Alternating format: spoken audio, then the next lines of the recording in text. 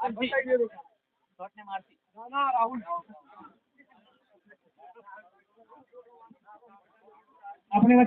મિત્રો, ડીસા તાલુકાના રામવાસ મુકામે પહોંચ્યો છું, જ્યાં વોલીબોલ ટુર્નામેન્ટ છેલ્લા 5 વર્ષથી રમાય છે. આ 5મી સિઝન છે અને આ સિઝન અતિ ભવ્ય કહી શકાય કે તમામ દ્રશ્યો તમને બતાવીશ. મારા કેમેરામાં મેં કેદ કર્યા છે. અહીંયા છેલ્લા 5 વર્ષથી આયોજન થાય છે. આ 5મી સિઝન છે.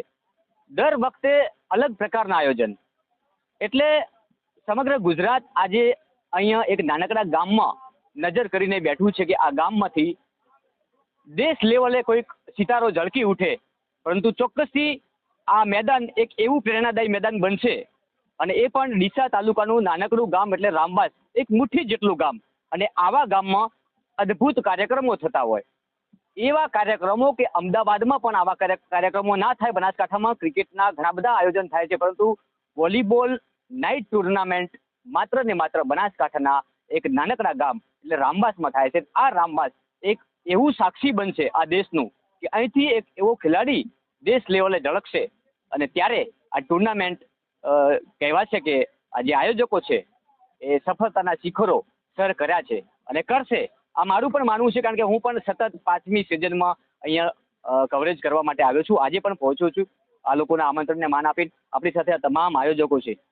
કોઈ એક વ્યક્તિ કે કોઈ બે વ્યક્તિ અહીંયા આયોજકો નથી, આખું ગામ આયોજન છે, અને આ તમામ એમની ટીમ છે, અને એમની ટીમના તમામ આ ગ્રામજનો છે. આપ જોઈ રહ્યા છો, તમામના તમને ચહેરા પણ બતાવીશ, એટલે રાજગજ્જરનું કોઈને ખોટું ના લાગે. સોરી. મારી સાથે અહીંના આયોજકો જોડાયા છે બે. રાહુલભાઈ, સખત હું જ્યારથી અહીંયા આવ્યો મને 2 કલાક થયા.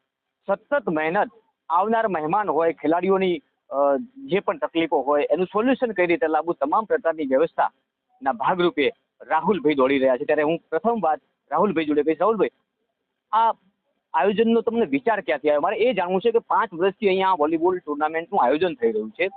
બનાસકાંઠામાં માત્ર ને માત્ર આયોજન થાય છે, પરંતુ ક્રિકેટના આ રામવાસ વોલીબોલ નાઇટ ટુર્નામેન્ટ નામ પણ સરસ છે, અને સૌથી પહેલા તો જોઈ શકાય કે રામનું નામ આવે છે, અને ગઈકાલે જ દિવાળી ગઈ છે. શું કહેશો? રામવાસ વોલીબોલ નાઇટ ટુર્નામેન્ટનું આજે સિઝન 5નો શુભારંભ થયો છે, ત્યારે અમે સતત 5 વર્ષથી રામવાસ વોલીબોલ નાઇટ ટુર્નામેન્ટનું આયોજન સમગ્ર શ્રી અંબિકા નવયુગ મિત્ર મંડળ રામવાસ વતી કરીએ છીએ. આજથી 5 વર્ષ પહેલાં, 4 વર્ષ પહેલાં પ્રકાશભાઈ, હું અને શૈલેષભાઈ, શ્રવણભાઈ, કેતનભાઈ ગામમાં બેઠા હતા કે ગામમાં કંઈક નવું આયોજન થાય અને લોકો ઉત્સાહમાં આવે ને નવા કોઈક માણસો આપણી જોડે જોડાય, એ રીતે આયોજન કરી અને અમે વોલીબોલ ટુર્નામેન્ટનું આયોજન કર્યું. ત્યારથી લઈને આજે 5મા વર્ષમાં મંગળ પ્રવેશ કર્યો છે. અમને સતત દર વર્ષે પ્રોત્સાહન ખેલાડીઓનું અને સર્વે સ્નેહીજનોનું મળે છે.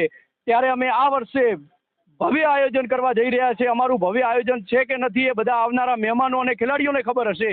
એ માટે આ વખતે રામવાસ વોલીબોલ નાઇટ ટુર્નામેન્ટનું 5મા સિઝનનું આયોજન કર્યું છે, અને અમારી 75 ટીમો નોંધાઈ છે અહીંયા, અને સતત 5 દિવસ માટે અમે અહીંયા રહેવાના છીએ, અને સમગ્ર અંબિકા નવયુગ મિત્ર મંડળ અમારું અહીંયા રહી અને સમગ્ર ખેલાડીઓનું, આવનારા મહેમાનોનું સ્વાગત કરશે અને બધી ફેસિલિટી અમને પૂરી પાડશે.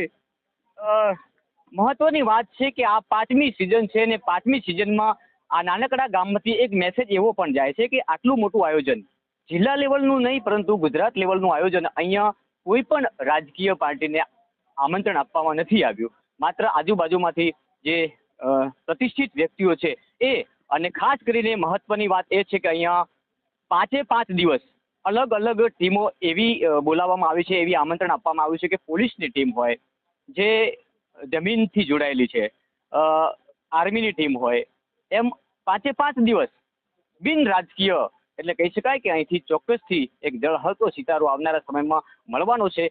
મારી સાથે પીકે જોડાયા છે. શોર્ટ નેમ છે પીકે. બહુ મજબૂત નામ છે. જોઈ શકો છો, મારાથી પણ ઉંમરમાં નાના છે, હાઇટમાં તો મારાથી પણ વધારે, પણ પીકે એટલે એ આપણે કદાચ લોકોએ પીકે પિક્ચર જોયું છે, એમાં જે આમિર ખાનની એક્ટિંગ છે ને એના કરતાં પણ વધારે મજબૂત એક્ટિંગ કરી જાણે છે, પરંતુ જીવનમાં રંગ લાવવા માટેની એક્ટિંગ, ફિલ્મની એમની સાથે હું સરખાવતો નથી, પરંતુ જે એક્ટિંગ આમિર ખાન કરે છે એ ફિલ્મની છે, અને પીકેની જે એક્ટિંગ છે એ કોઈના જીવનમાં રંગ લાવવાની એક્ટિંગ છે. એટલે એ મને બહુ ગમે છે, અને મારા બહુ નજીકના સાથી મિત્ર છે. પીકે હર હંમેશા કંઈક નવું કરવા માટે ટેવાયેલા છે અને આ ગામ લોકોના જે હાલ યુવા ધન છે, અત્યારે કહી શકાય કે ઘણા લોકો અવળા રવાડે ચડ્યા છે. યુવા ધનને બરબાદ થતું અટકાવવા માટે ગામમાં સૌથી વધારે મહેનત કરતું હોય તો પીકે છે. એટલે મને બહુ મજા આવી તમારી સાથે આજે વાત કરવી છે. પીકેભાઈ, શું કહેશો? ગ્રામીણ વિસ્તારમાં અદ્ભુત આયોજન, અને મારે ખાસ તો એ વાત કહેવી છે કે યુવાનોને, તમે જે ગામના યુવાનો છે, આજે ઘર ઘરમાં કંકાસ હોય છે, બે ભાઈઓ પણ ભેગા બેસતા નથી, ત્યારે આખા ગામના યુવાનોને એક કરીને કઈ રીતે ટકાવી શકે? રામવાસ વોલીબોલ નાઇટ ટુર્નામેન્ટનું જે આ ભવ્ય આયોજન, રાહુલભાઈ અને એમની અંબિકા નવયુવક મિત્ર મંડળની ટીમ, એમને આભારી છે.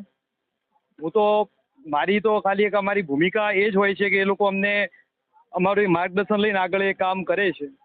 પણ તમે આટલા બધા બહોળા ગામની અંદર આનાથી ખૂબ બધી એકતા, નાના બાળકોમાં બહુ બધી એકતા રહે છે. જે વિદ્યાર્થી 12મા પછીના કોલેજના સમયગાળાની અંદર આ પોતાની જે એનર્જી જે છે એ યોગ્ય જગ્યાએ વાપરી અને ફિઝિકલ ફિટનેસ સારામાં સારું એનું રહે એ માટે તનતોડ મહેનત અહીંના મિત્ર મંડળ કરી રહ્યું છે. અને આજુબાજુમાંથી અહીંયા બાજુમાં સોની ગામ છે, એ પણ વોલીબોલનું કેપિટલ કહેવાય છે. અને આ રામવાસ એક એવું આવનારા સમયની અંદર પ્લેટફોર્મ પૂરું પાડશે કે આવનારા સમયની અંદર વોલીબોલમાં આમાંથી એક શું કહી શકાય કે ખેલાડી રાજ્ય લેવલે અને દેશમાં નામ રોશન કરશે, એવી અમે અપેક્ષા નવયુવક મિત્ર મંડળ તરફથી રાખીએ છીએ. ચોક્કસથી આભાર, સમગ્ર ટીમનો આભાર, અને આયોજકોનો એટલે આભાર માનવો પડે કે આવા આયોજનો એક નાનકડા એક ગ્રામીણ વિસ્તારમાં થતા હોય તો ખરેખર આમાંથી કંઈક શીખવા જેવું છે કે સ્પોર્ટ લેવલે હજુ આપણે બનાસકાંઠા જિલ્લો ઘણો પાછળ છે. ક્રિકેટમાં ઘણા બધા ઝળહળતા સિતારાઓ રણજી સુધી પહોંચ્યા છે, પરંતુ બનાસકાંઠાના એક પણ સિતારાને હજુ સુધી વન ડેમાં કે 2020માં સ્થાન નથી મળ્યું. પરંતુ ચોક્કસથી મને વિશ્વાસ છે કે રામવાસમાંથી આ વોલીબોલ ટુર્નામેન્ટમાં એક સ્પોર્ટ લેવલે ઝળહળતો એક સિતારો ઝળકવાનો છે, એમાં કોઈ શંકા કે સ્થાન નથી. રાજગજ્જર, બનાસ તક.